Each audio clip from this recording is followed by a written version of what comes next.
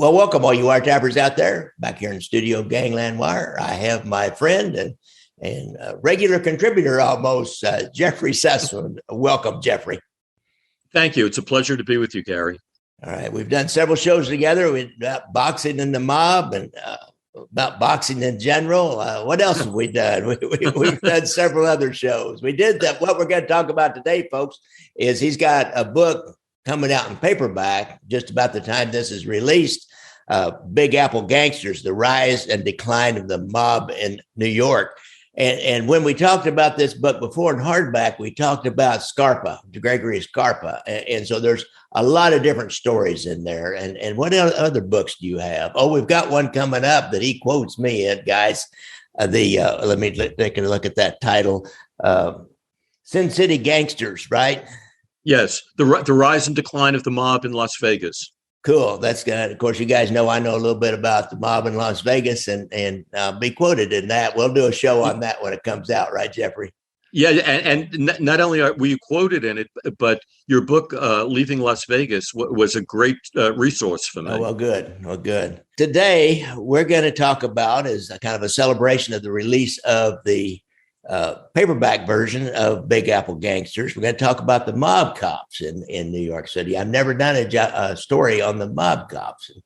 And I always thought it was interesting. These two guys, it's like they were mobsters that got jobs as policemen and then worked their way. One worked his way into the intelligence unit, I believe, and the other one was some kind of a homicide detective. It's Louis Eppolito and Steve Caracappa. Did I get those pronounced right?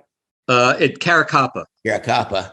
And which one was in the intelligence unit? One of them was in their intelligence unit. Louis Eppolito. Okay. And then what did Steve do? He was a homicide detective? Yeah, he was in cold cases and homicide. So, and both of them gave him access to a lot of information. You know, Gotti had this Bill Peist, who was actually a civilian clerk, not civilian, a law enforcement, but he was a clerk in the intelligence unit for a period of time. And that gave him access to locations of wiretaps and bugs and information and who might be an informant and where investigations were going. So the mob was always looking for their own informants inside of law enforcement. Exactly. And what was interesting about Eppolito and Caracappa was that Eppolito came from a mob family. His father and his uncle were mobsters, one I think was in the Lucchese family, and one was in the Gambino family, and yet that didn't raise any red flags when he entered the police academy. And then Caracappa, when he was 18 years old, had with a gang had robbed a warehouse. And was caught, and he pleaded no contest, and so that kind of in a way whitewashed his record. And then he went into the army. Got out of the army, he entered the police academy, and no one really looked at these guys' records before or where they came from or their backgrounds. And I asked someone Tony Solano, who I believe you interviewed, right, who was a New York City detective. And I asked him why this happened. And he said, at the time, there were a lot of anti-war demonstrators going on in the city. The city was really a mess. A lot of people who would have become cops had become soldiers. They were over in Vietnam. Yeah. And the police department was eager to get as many recruits as they possibly could.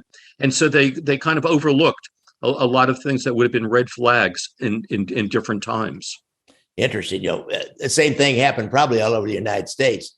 Out of the riots of 1968, there was a big push to hire more cops, and they have better training and hire a little higher standards. And everybody was in Vietnam, 68 to 71, 72. Right. And I know my academy class, I didn't go to Nam, but about everybody else in my academy class came out of Nam and went right into the police department. Right, exactly. Eppolito was sort of a brash kind of guy, before he turned to fat. he was a weightlifter, Mm. and he actually won the Mr. New York weightlifting contest. Really? Yeah. And but when he was off duty, he would dress like a mobster. He almost like a character out of Guys and Dolls. He wore a black shirt with a wide white tie, and he had all the big rings on his hands. And if he wasn't wearing a tie, he had a lot of gold chains around his neck. Oh my God! And so he looked like him, and he prided himself on being a mobster. What was interesting is there was a guy named Bert Kaplan who was a mob associate who was in prison for a white collar crime at a prison called Allenwood, which was a low security white collar prison. And he met a guy named Frank Santora, who was a cousin of Eppolito. Mm. And Kaplan said there was a guy that he had done a deal with where they had stolen treasury bonds, $500,000 worth of treasury bonds. Mm-hmm. And they were in the process of selling them. And his partner, a guy named Israel Greenwald, he felt was cheating him. And Santora said, I have a cousin who's a policeman who could take care of this guy for you if you want. Oh boy. And so Kaplan said, fine, let me know how much it'll cost. And he and Caracappa met as policemen. They were initially in the same precinct. And they went out and they stopped this guy Greenwald while he was driving. They were in an unmarked police car. They put the flashing red light on the roof and blasted their siren. They pulled this guy over, and he said, "Why are you stopping me?" And he said, "We need you for a lineup." And the guy reluctantly went with them. Yeah. And they drove him to a garage in Brooklyn, where they had him kneel down, and they shot him in the head twice. Wow. And then they had the owner of the garage dig a hole and bury him in the garage basement, and then they poured lye over his body and then covered it with dirt. And I think Kaplan paid them $75,000 to do this. And Kaplan was associated with Anthony Gaspipe Casso. He did favors for him and was sort of like a gopher in some ways for him. And he told Casso about this, and Casso said, "That's great. I'd like to use these guys really myself." And he wanted to meet them. And Kaplan said, "No, you have to deal.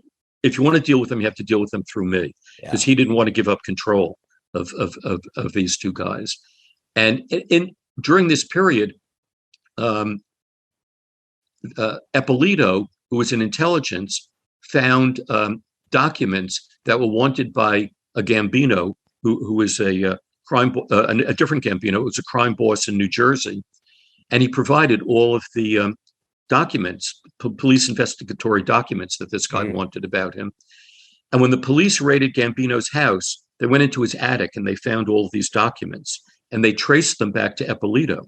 So there was going to be a departmental trial of Eppolito. However, when it went before a judge, the judge threw it out because he said, the fingerprints that you say are Eppolito's are Xeroxed fingerprints, and we can't be certain that they're really his. So the case was thrown out, and nothing happened to Eppolito. He just continued on. Wow. And even got a promotion 6 months later. Wow. So I mean, the police department was extremely lax in dealing with this guy. And there was a war going on with Casso and others, and Casso, there was an attempted assassination of Casso. He was in his car, and another car drove up, and as he was getting out of his car, gunmen in the other car, they fired several rounds of bullets at him. He ran into a Chinese restaurant and out the back door, and managed to escape. But he wanted to get the guys who had tried to shoot him. And one of the guys was this fellow, Jimmy Hydel. He was tracked down by Eppolito and Caracappa, and they told him who Hydel was and where to find him and so forth. Mm-hmm. And Hydel knew now that there was a contract out on him because of the failed killing of Casso. And he was walking in a park in a section of Brooklyn called Dykers Heights, and he saw Eppolito and Caracappa driving over to him. So he felt relieved. He thought, here are these two cops. They're going to protect me. I don't have anything to worry about. So they told him to get into the car, and they drove him to a warehouse. When they got to the warehouse, they took Hydel out of the car and they threw him in the trunk, and they drove to another location. And at that other location, it was someone's abandoned home, I think it was. They tied up Hydel in the basement. Casso started interrogating him and torturing him. So he shot him in first his left knee, then his right knee, then his elbow, then his right elbow. He shot him in the groin. Finally, Hydel gave up all the information that Casso wanted, and Hydel knew they were going to kill him. So he said to Casso, I know you're going to kill me, but could you please leave my body out in the street so that the police can identify me and my mother can collect my life insurance? Casso said, sure. Casso didn't do that. And Hydel's body was never found again. They had no idea what happened to his body. What a jerk. It was just terrible. And what was interesting, though, prior to their getting Jimmy Hydel, they were scouting Hydel's house. Hydel and his brother lived with their mother. His brother, Frankie Hydel, came out of the house one day, and Eppolito and Caracappa grabbed him, and then they realized it was the wrong Hydel. Yeah. And Frankie went back into the house and told his mother what happened. His mother was furious. She got in a car and she's driving around the neighborhood looking for these two guys who grabbed her son. She sees them a couple of blocks away, parked at a corner. She pulls up beside them and she says, what is it you want with my son? And Eppolito flashes his badge at her and says, it's police business. Yeah. And she said, I don't care what it is. I want to know what you were doing with my son. and he said, it's none of your business. Go home, leave us alone. and typical police response to a citizen that sticks their nose in, I'll tell you right now. But right. So a year or two later, she's watching television in the afternoon. She's watching an interview show called the Sally Jesse Raphael Show. Oh, I remember that. And on the show is Louis Eppolito, who's promoting his book called Mafia Cop. And she recognizes him. And she calls a detective whom I interviewed named Tommy Dades. Oh, yeah, I've heard of him. He was at a lot of places, yeah. Right. And Tommy Dades goes and interviews her, and he realizes they had been hearing stories about the mafia cops, but they could never get any information. So he goes and he interviews her, and he gets the information, and he turns it over to a prosecutor named Michael Vecchione, who was the head rackets prosecutor for the DA's office in Brooklyn. And they're compiling all this evidence against them. And then Casso, one of the killers was one of the people who tried to assassinate Casso was a guy named Nicky Guido. He wants the cops to kill Nicky Guido, but he can't find out where he lives or anything about him. So he asks the cops to do it, and they say, well, we want an additional $4,000 if you want us to do this. And Casso refuses to pay them. He says, never mind, I'll find out myself. So he has a friend who works at the Brooklyn Union Gas Company, and the guy comes up with a name and address and a location of a Nicky Guido who lives in a section of Brooklyn that's known as mob territory. And he's the same age as the Nicky Guido they're looking for. So Casso gets a couple of his gunmen to go and kill this, not the mafia cops, but two gunmen to go and kill this Nicky Guido. And of course, it's the wrong Nicky Guido. And they pull up alongside him. He just bought a new Nissan Maxima, and he's showing it to his uncle. And from the side windows of this car that pulled up next to him, there are several blasts of gunfire. And he throws himself over his uncle's body to protect him, but he's killed in the process. And the car of killers drive away. And Eppolito and Caracappa are furious because, they said they told Kaplan that if Casso had been willing to pay us the other $4,000, we would have gotten the right person. Now he's killed an innocent person, and this further alerts the police that something bad is going on, and they have to solve the problem. And the Kaplan had been on the run for a while because he had been selling methamphetamine drugs, and he knew the cops were looking for him, so he ran away to Mexico. And Casso, there was an indictment against Casso, and Casso was hiding out at a house in New Jersey at the time, and Kaplan was in Mexico exporting marijuana back to the United States and making a lot of money. And after a while, he feels that it's safe to come back, and he comes back, and he's immediately arrested by the Brooklyn DA's squad. And he really believed in omerta. He wasn't a made man, but he was more of a mafia type than the mafia guys were. And he refuses to tell them anything. And they say, look, you're 65 years old. You're going to get at least 20 years in prison. You're not going to come out alive. But if you cooperate with us, we can make a deal with you. Mm-hmm. And he still refuses to do it. And finally, one of the investigators says to him, I can understand why you don't want to give up Eppolito and Caracappa, because the people they killed, you may think they deserved killing, but an innocent kid was killed. How do you feel about that? And apparently that pricked Kaplan's conscience. Mm-hmm. So he told them everything, really? Everything they wanted to know. Huh. And he's the one that actually gave up the mob cops in the end. He gave them up. Huh. And of course he gave up Casso. Yeah. And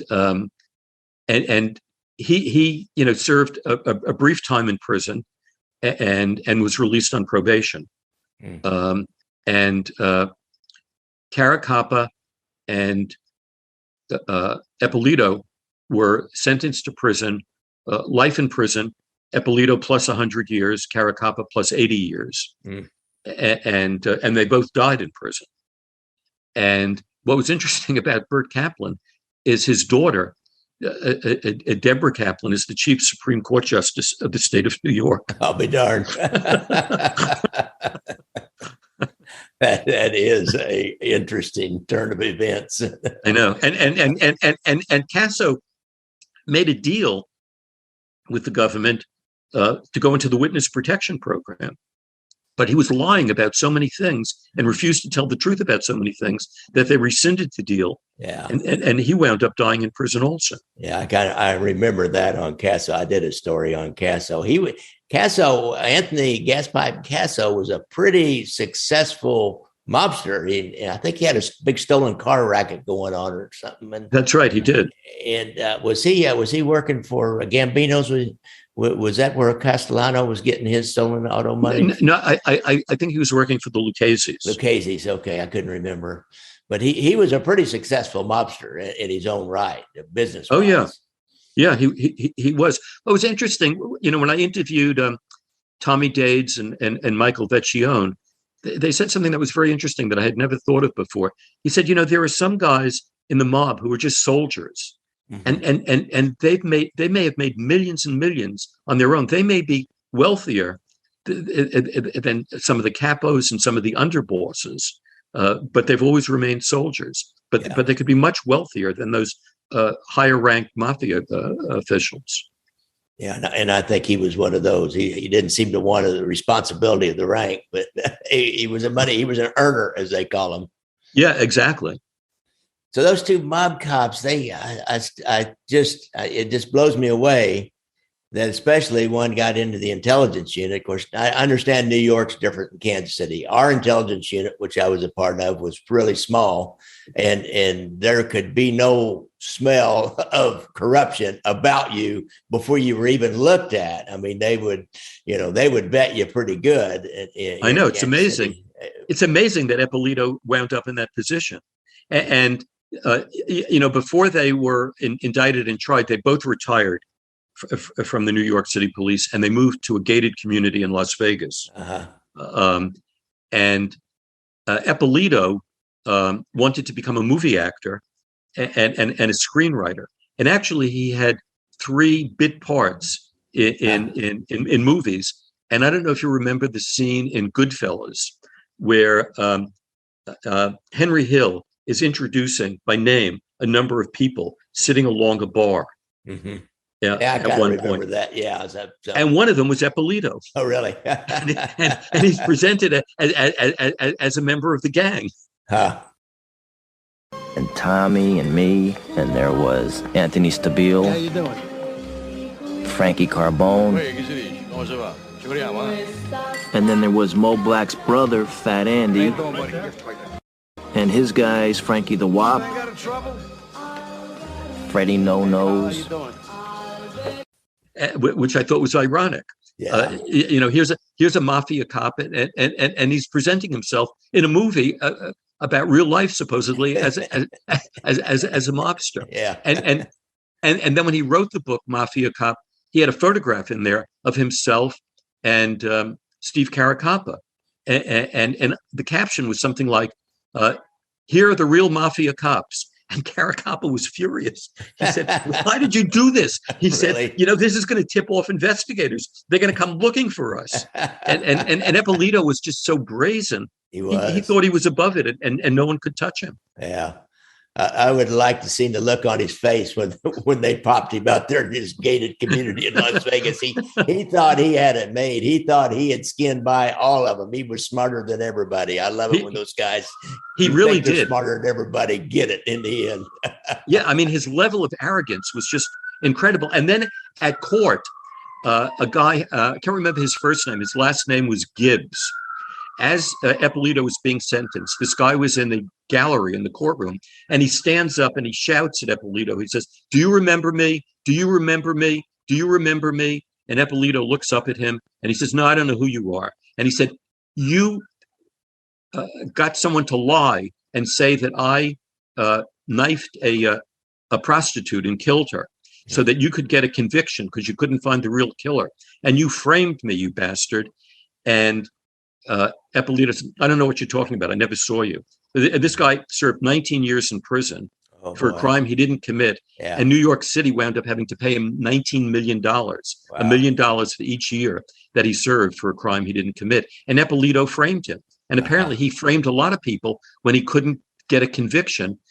He would frame someone and cause somebody else to lie, usually a minor criminal, who he would threaten with arrest and conviction if he didn't go along with what Eppolito told him to say. Interesting. Yeah, I imagine that the DA's attorney in Manhattan and Brooklyn or wherever he, had cases, I bet they had to go back and pull every one of those cases and take a look at them. Sure. Yeah, they were all in Brooklyn, I think. Brooklyn. Wow. Yeah, he was amazing what he got away with, and Tony Solano briefly worked with Caracappa in the same precinct. And he said Caracappa was always very professional. He always came to work very well dressed. He always wore a jacket and a tie. He spoke very, very well. He said, and every once in a while, he would kind of slip into a kind of Brooklynese New York accent, which he had tried to overcome. That would happen when he got excited about something. But he said he would remain very, very cool and kind of detached from everyone. He didn't mingle with the other cops in the precinct and stayed aloof from them most of the time. After he moved to Las Vegas, Tony got a phone call from him, and Caracappa said to him, Tony had left the police department and opened a private detective service in Manhattan. He got a call out of the blue from Caracappa one day while Caracappa was in Las Vegas, and Caracappa said, "Look, if you ever need any information about anyone, I can get it for you. Just let me know what you want, and the price is not too high." Yeah, interesting. Yeah, when you leave the police department, you start doing those kinds of things, then you lose all those resources. If you're honest and you do things right, you lose all those resources. I know when I started practicing law, I was tempted, trying to find somebody to serve them with papers, a summons, even just a divorce, but you don't have an address immediately. And so it's kind of tempting to call back and try to find a buddy who will use a police computer for you. And by that point in time, it used to be that wasn't that stringent, but boy, in the last few years, it got really stringent on that. So what he was doing, he just had contacts with the police computer and he could use that. Interesting. And Tony said, it didn't register at the time exactly what Caracappa was offering him. He didn't realize, who these guys were and what they had. Though he did think it was a little odd that he got this call out of the blue or offering these services. Yeah, I guess they probably just were, following along with people they used to work with and see what they were doing. And, he figured he could make a little extra money. Exactly. Doing that kind of a thing. And Tony Solano, folks, if you remember, go back and look at my interview of him. He was in the New York City Intelligence Unit, and he was assigned one time to go out and sit on John Gotti. And he has a really great Gotti story. I'll let you go back and just search on my website or on the one of your apps for the Solano, Celano. And Tony has a couple of books out there too. I can't remember the names of them now, but they deal with they're all based on a character called Sergeant Markey. Oh yeah, yeah. And I think the first one was called Two in the Trunk or something like that.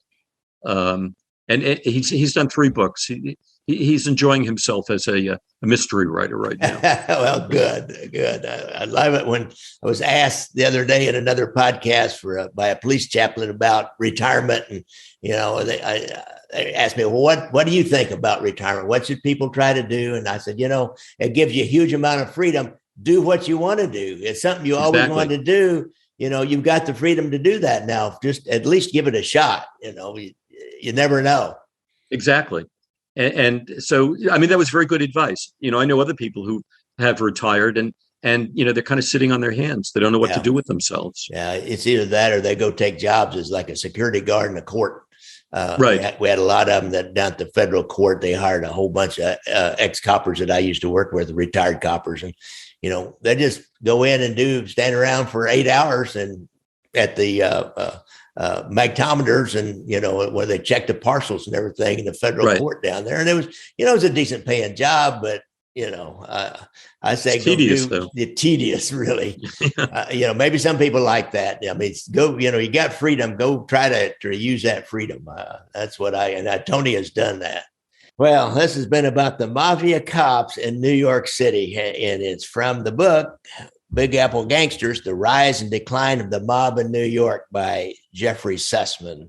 May I hold up the cover? Oh, yeah. And on the YouTube, I'll put up, I've got a picture of that. So, they're Big Apple Gangsters. And he talks about, give us an overview of the broad spectrum that you cover in New York. Well, it starts with Arnold Rothstein, who was really the founder of organized crime, who mentored Lucky Luciano, Frank Costello, Meyer Lansky, Bugsy Siegel, and Joe Adonis, when they were all young mobsters. Mm-hmm. And he taught them how to organize crime. He also taught them, because, these were uneducated children of immigrants. Right. And he taught them proper manners. He taught them how to dress to look like successful businessmen. And he financed a lot of their operations. So when they went into bootlegging, he financed a lot of their operations. He financed a trucking company that would deliver booze. He financed some boats that would bring booze in. And when he was assassinated in 1928 at a card game at the Park Sheridan Hotel, Lansky, Siegel, Luciano, and Costello took over his operations. And then in 1931, these guys eliminated the 2 big mafia bosses at the time, Maranzano and Joe the Boss Masseria, and they formed basically the families, the 5 mafia families. But then they also formed something that was even more powerful than the 5 mafia families, and that was the National Crime Syndicate. Right. And they formed a commission, and on that commission, it was very multi-ethnic. I mean, there were Italians, there were Jews, there were Irish people. There was 1 or 2 people from whose background was Swedish, So, and they really controlled and organized all organized crime throughout the United States, and they picked people from all over the country who sat on the commission, and their word was final. And there were some of the heads of the mafia families sat on that commission as well, and they had a vote on that commission. But the syndicate was larger than that. So then the book has chapters about Frank Costello, Lucky Luciano, Bugsy Siegel, Meyer Lansky, Carlo Gambino, Albert Anastasia, Paul Castellano, John Gotti, Sammy Gravano, Crazy Joey Gallo, the Black Gangsters, Bumpy Johnson, Leroy Nicky Barnes, Frank Lucas, and of course the Mafia cops. So I tried to cover the whole spectrum, beginning with Arnold Rothstein prior to World War I, going right up throughout to the end of the century, dealing with the Mafia cops.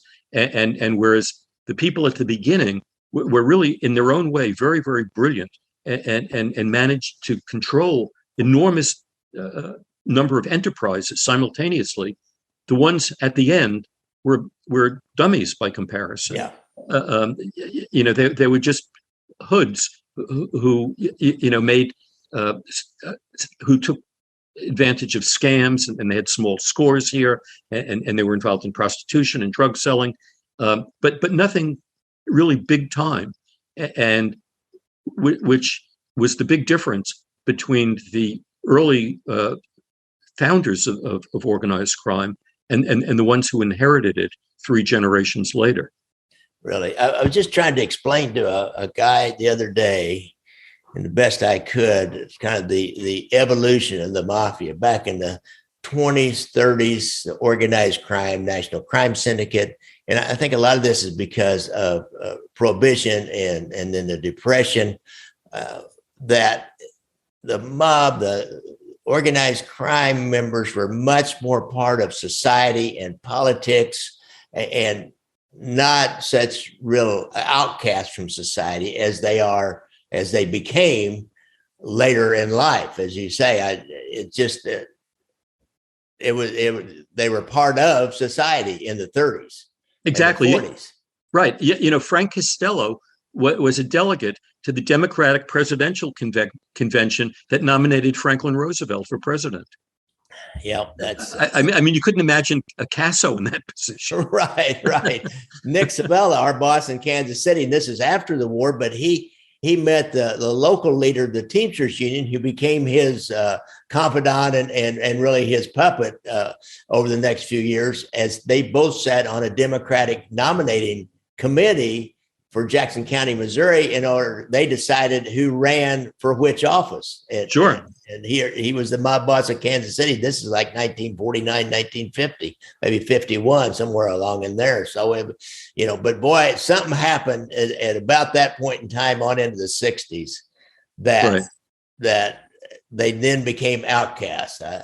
You look at a guy like Mo Dalitz, who started out as a bootlegger and became a real big deal in Las Vegas. He was invited to the presidential inaugurations of Richard Nixon and Ronald Reagan.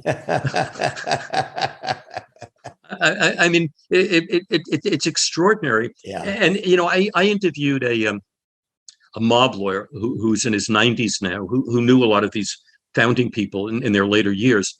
And he said to me that guys like Lansky and Costello and Luciano, he said, they were like generals in an army. They could control an entire field of operations. They knew everything that was going on. They were able to delegate responsibility to people who were capable of carrying out what they wanted carried out. He said, you don't have people like that anymore. Yeah, when Nick Sabella left in Kansas City, and he was like that. He commanded not a big army, but he commanded the entire metro area and places outside. And all he had to do was mention his name, but after him, there was never another guy like that. And I think that's pretty much happened around the country. I mean, you have a lot of kind of low-level mafia people or young guys who are attracted to that life. Yeah. but they don't have the skills or the capability of doing what maybe it was their grandfathers or great grandfathers were able to do. Yeah, if you think every city, Santos Trafficante and Carlos Marcello, and in every city, even Chicago, they don't have any kind of a charismatic boss anymore. They just kind of have devolved into some crews, is what they have. Yeah, When I was working on the Las Vegas gangster book, I went through a history of the leaders of the outfit in Chicago, and over the years, what happened. I mean, at some level, it became a joke almost. There was a guy. He was even Joey the Clown Lombardo. Yeah. I mean, you couldn't imagine this guy, leading an army any place. Really, yeah. And when it looked like Iupa was going to die, he was kind of the last up front boss. See, Chicago had a different deal. They had Accardo always and Paul Rica behind the scenes. And then they put Sam Giancana out front as the boss.